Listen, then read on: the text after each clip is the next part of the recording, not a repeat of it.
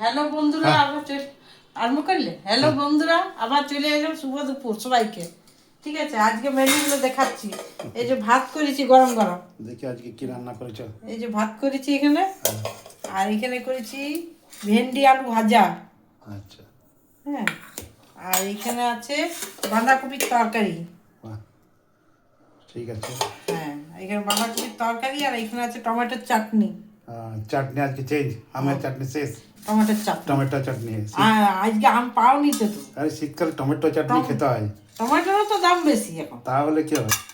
হ্যাঁ, আর এখানে আছে পাঁপড়। এই যে, আচ্ছা আর আমার নিজের জন্য একটা ডিমের ঝোল খেতে ইচ্ছা গেল, ওই জন্য ডিমের ঝোল করেছি।